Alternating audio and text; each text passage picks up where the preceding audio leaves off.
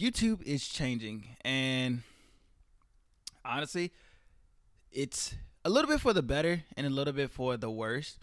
I saw a post on LinkedIn just about how somebody who got hired a long time ago, well, this person that they knew, they were talking about a company, a YouTuber that they were working for, and they got hired. Well, they hired someone that had no experience, no knowledge of YouTube, and basically they were able to come in. They said, "Hey, I'm gonna bring you in. You're gonna learn as you go. You ask a lot of questions, and you get better at the niche." And they had no knowledge of the niche, but the other and that person, I guess, took off, soared, did well. But fast forward a few years later, the channel started to grow. Things started to advance. The same type of job opening came about, producer, writer, something like that came about, and basically they looked up, and the requirements were now like, no, you can't not know the niche. All of the requirements of getting into the into getting your application seen, you have to have knowledge of the niche. And this is interesting to me because it's a shift. Now, I'm assuming that the first person who was able to get in with no knowledge of the niche probably came in at a time where YouTube was still kind of like not as big as it is now. Maybe it was, maybe it wasn't. The second person came along where we are today, which YouTube is growing, and it's obviously still a little bit niche, but it's not as niche as it used to be. Most people, everybody knows about YouTube. I talk to people all day, older people that know YouTube, that say, "Oh, all we watch is YouTube." Kids these days, Gen Alpha, Gen Alpha is their whole environment. Their whole life is going to be on YouTube. In terms of just like what they watch. I talk to, like I said, I work for an internet company. I talk to people all the time, and basically all they tell me is that my kids only watch YouTube. So with that being said, YouTube obviously has become a dominant platform in this entertainment space. With that being said, with becoming dominant, with becoming dominant comes becoming commercialized. And there are people, I was listening to Unspeakable Talk yesterday. There definitely are people who run multi-million-dollar companies, not just Mr. Beast. He was saying, just like, it's not just Mr. Beast. There are people who have hundreds of employees, really, really big studios out of YouTube. First of all, my prediction is that YouTube is going to continue to grow. It's going to continue to get bigger and bigger. And I'm not of the mindset of it taking the place of Hollywood or anything like that. I think YouTube has a different style than Hollywood, and just like whatever plays and things like that, Broadway was before, or theater was before, movies.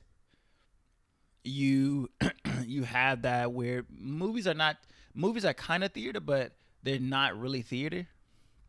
You have that kind of movement of, it's not the same thing, but it's something similar, but not the same thing, but kind of so it's kind of different. So YouTube is kind of different from movies, in the sense that it's kind of an everything platform where it's almost like the Amazon of entertainment. It had, you can pretty much go and find anything, versus like with a movie, you're not gonna find a tutorial in a movie. Like, that's not. You'll find a tutorial on YouTube, but you'll also find a movie on YouTube. So obviously YouTube is going to continue to grow and get bigger and bigger, but with that comes definitely changes of like commercialization. Like, if I go back to the story of earlier, how that person was at one point, the prerequisite was just, hey, come in, you can learn the niche on the go and ask a lot of questions, and you'll figure it out as we go. And then fast forward years later, where that's not the case anymore, because a lot of YouTubers and people who want, you always hear about how it's so hard to hire in the YouTube space and that sort of thing. Um, I run my own YouTube channel. I do everything myself right now. I'm not at the position that I can hire right now. This channel is just like it's almost like a diary for me, just like a video journal. My main channel is pretty much just I'm trying to grow it. My focus is like 100% there. Um, but you still see a lot of things where people are wanting, a pretty good amount of experience. You rarely are going to get somebody.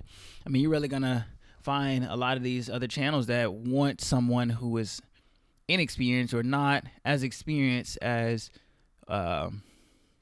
in making YouTube videos as it probably used to be, put it that way.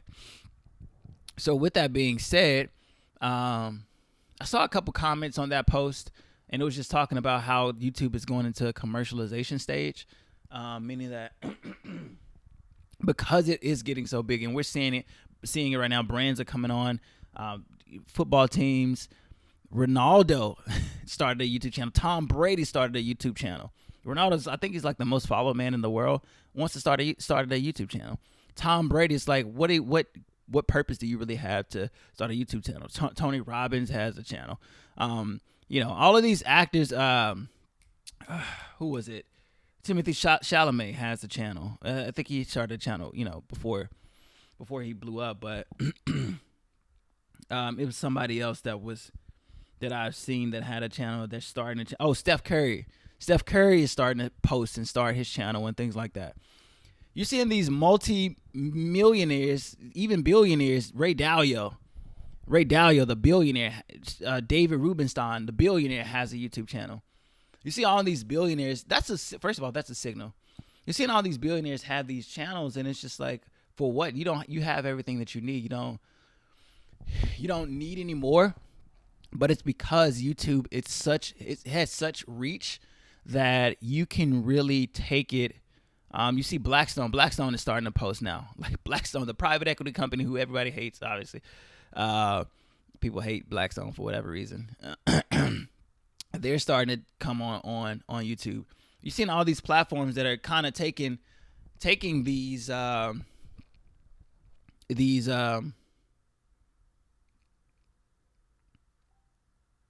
they're taking these platforms and turning them into publicity, turning them to PR for themselves. We can't underestimate the power of media, and I think that's what usually happens. Is like we always wonder, like, why do these billionaires, they have everything that these billionaires have everything that they want and everything that they need, but yet they still get on here and they still get on there and basically want to start a YouTube channel. It's like, why would you do, for what? You already have everything. Most of us who look at people who are starting YouTube channels, or most of us who are starting YouTube channels, are wanting to turn this into a business and have this be our first businesses, while others, like those people, like those billionaires and things like that, they already have what they need. And they're starting. They run multi-billion-dollar businesses, even trillion-dollar businesses. So they're coming into a space where it's like, wait, you don't really need this extra YouTube money. But with that being said, we're going into a space where all of these people are coming onto the platform, and it's becoming more recognizable, and it's becoming more recognizable for where you can go to find anything. So as that comes ad revenue. Obviously, we know ad revenue. To run a business on YouTube, you're gonna need that ad revenue. One method of running a business on YouTube is having an ad revenue, but also with that is, you have these opportunities to, make your name known, and clean up your name, give people an insight of who you actually are. But with the ad revenue and more people coming on, you get more eyeballs and attention towards that place. And now you're able to capture attention and then monetize attention in a way that is unprecedented. Mr. Beast can garner 100 million views on a video every other Saturday. That's crazy. That's crazy. So with that becomes, okay, now this is turning into not just kids uploading videos out of their room, or people uploading videos out of their room, to now it's becoming, well, we can run a multi-million-dollar, billion-dollar studio out of this place or off of this platform. So now it's becoming more of like a Netflix, where it's like people will pour millions to create something, and be able to put it out and get that return on their investment. And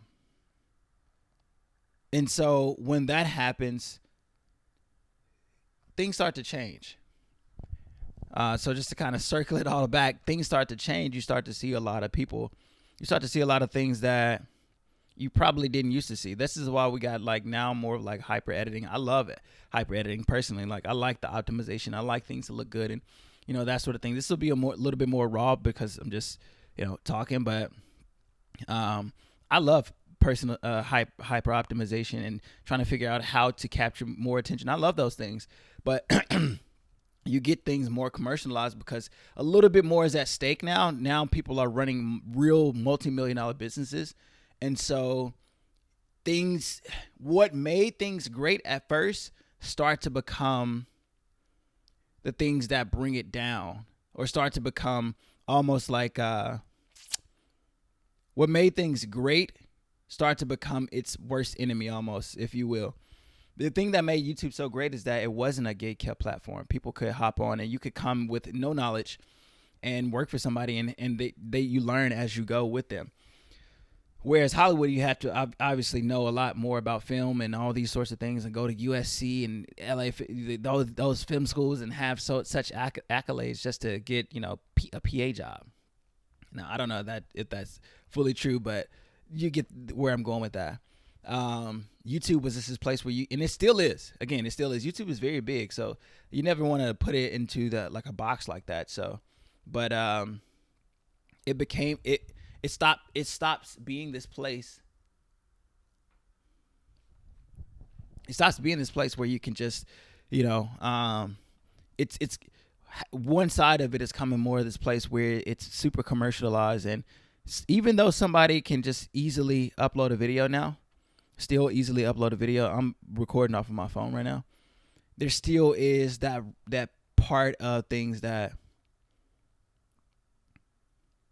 I get scared about. I get scared that YouTube is gonna become the very thing. You remember on Star Wars when he was like, you have allowed this Dark Lord to twist your mind until now. So now you have become the very thing you swore to destroy. So I fear that YouTube is going to end up becoming the very thing that it swore to destroy, which is not a creator, which is an anti-gatekeeping platform where anybody can come and share their ideas with the world through video. And I don't fear that it will stop being that way, especially obviously even with the rise of AI and all those sorts of things. I don't fear any of that. But I fear that if we're not careful, because things will become so formulaic, that it'll open the door for someone else to come in, to be able to come and take its place, because people are going to look for something fresh and new. If YouTube transitions itself too much into trying to become this formula, like step by step, this is what you do to make a YouTube video, there's no room for innovation outside of it, the platform will die. If every creator that comes into it comes in with the mindset that this is the formula for YouTube. And I love those formulas. I love them. I have the book, The YouTube Formula. I love listening to people and tell, because those things work, and they are definitely, but there needs to be an element of innovation. You need to have the base system, but there needs to be an element of innovation in there so that things don't get stale, and things get so stale on YouTube fast. And the reason why I'm like, man, why are not a lot of videos not crossing 10 million views? Very few videos. And the reason that I really found, as I've studied, I've been doing YouTube consistently for about a year and let's see, November November was a year. I mean, October was a year. November, December, January. We're in January, yeah. So about a year and 3 months, almost a year and a half. And you just, I've been studying this thing relentlessly. I love it. I love this platform. Like, I love it. I think it's just a way that if we do it right, man, we really can. Many people can. It's not. It wouldn't just be Mr. Beast. It could be many people that create something lasting and longing, and amazing. But I think that if we don't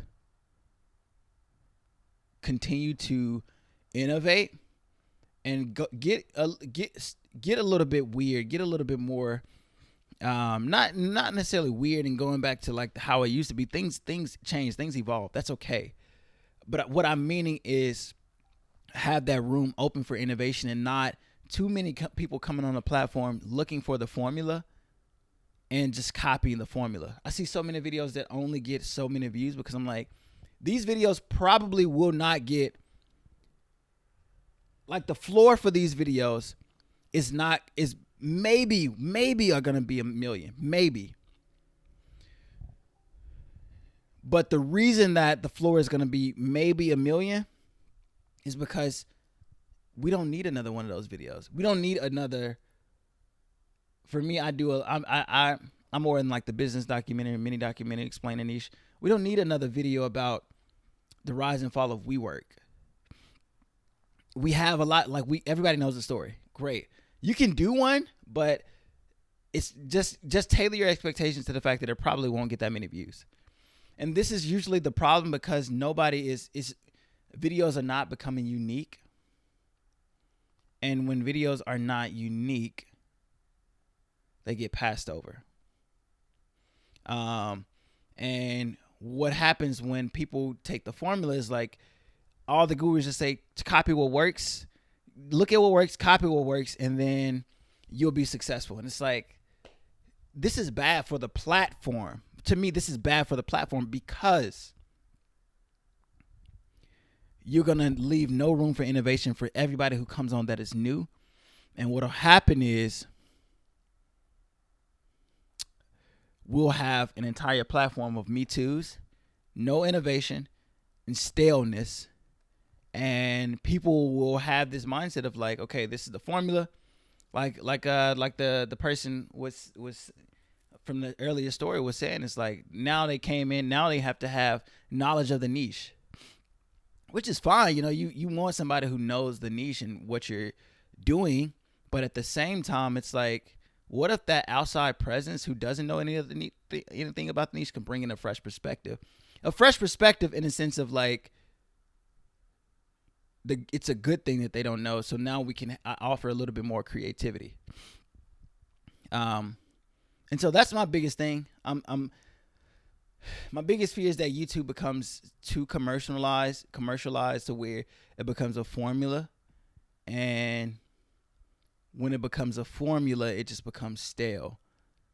Because people have these businesses that they need to run, and there's so much on the line that they can't offer. We see it all the time where somebody comes in, a business gets so stringent at the top that another incumbent or a competitor comes in and basically shakes things up. They innovate and give things a run for their money.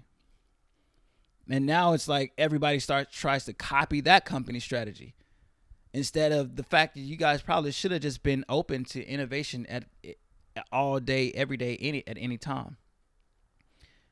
That is my hope. That is my prayer, that YouTube does not come into a place where the job market pretty much looks like right now, where you have to have 5 years of knowledge on a niche that it's like the thing is not even that old. Like, it's just, these things just started to happen. But that's my take. Let me know what you think. Peace.